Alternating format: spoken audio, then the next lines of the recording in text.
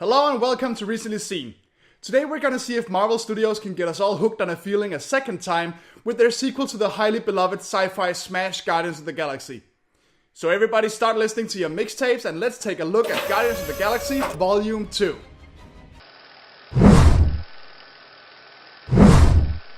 It's been 2 months since the Guardians saved the galaxy from Ronan the Accuser, and they're already up to no good, having pissed off a race of beings called the Sovereign. While on the run from the Sovereign, however, they're rescued by a man called Ego who claims to be Peter's father, and the gang splits up with Drax, Gamora and Peter going to Ego's home to see what he wants, while Rocket and Groot stay behind to fix their damaged ship.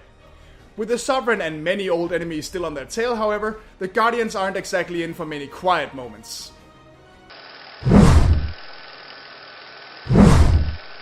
While Guardians of the Galaxy was a very well done team movie that did a great job introducing each character, there were times where you felt that some of them, Drax and Gamora in particular, didn't really get to show their stuff. This is not the case in Guardians of the Galaxy Volume 2.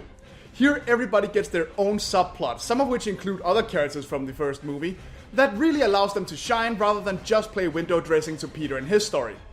Now they still do that, but it's to a much lesser extent. Whether these subplots all get the attention they deserve is another matter entirely, but the effort is very much appreciated. Volume 2 is a true sequel in terms of just how much it tries to up the ante.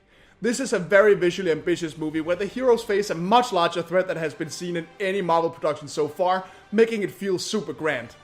On top of that, each and every alien race and homeworld has been given so much care and detail that the whole thing is just wonderful to look at. And of course the music is back in full force.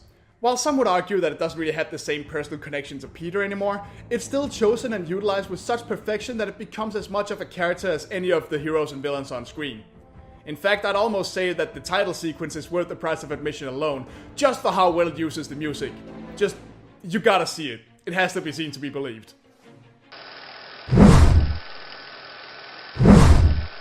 When you really sit down and look at it, Guardians of the Galaxy Volume 2's story is honestly a little thin compared to the first one, which is much tighter in terms of plot progression and has a very clear goal in mind from the very start. In Volume 2, things are a little bit more muddled, and it tends to spend a lot of time in one place before anything really moves forward.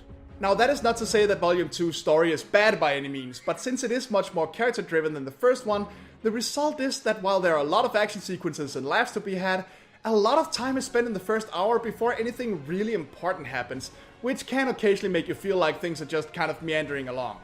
On a different note, while the trademark humor is there, it occasionally suffers from attempting to outdo its predecessor.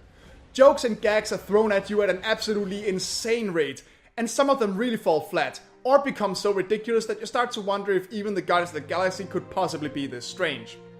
However, for every one of these jokes, there are 10 that absolutely hit the nail on the head, so it's really a minor issue. Oh, and the infamous 5 post-credit scenes? They're really not that great, to be perfectly honest with you. Guardians of the Galaxy Volume 2 doesn't quite manage to be as original and fresh as the first one, but that's mostly the result of being a sequel.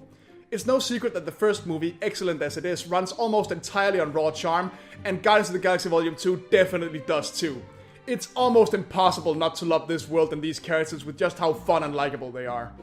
So while the movie doesn't exactly surpass the first one, I'd still say that it's on par with it, if for very different reasons, such as its more emotional moments, bigger focus on character, and its sheer level of ambition. And besides, the ride is entirely too fun for whatever nitpicks you can find to ruin the experience at all. Guardians of the Galaxy Volume 2 remains a very fun and colorful space adventure that really must not be missed. And I'm just as excited to see another one as I was last time. Go watch it right now. This has been Recently Seen, and I will see you guys next time.